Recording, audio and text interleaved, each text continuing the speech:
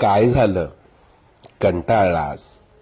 खूप प्रयत्न करतोय पण हवं तसं यश काय मिळेना, बरोबर ना?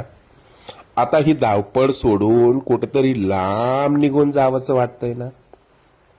आणखी किती दिवस सोसावं लागणार हेच तुझ्या मनात कायम चालत असतं.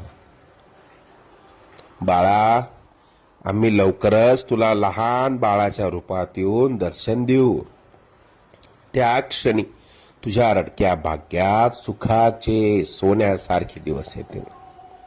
आम्ही आजपर्यंत तुला अनेक संकटातनं तारलं.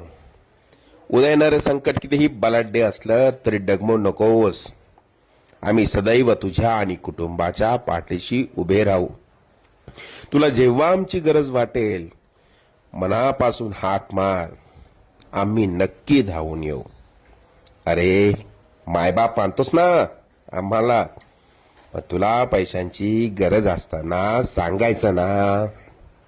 कोणापुढे हात पसरू नकोस.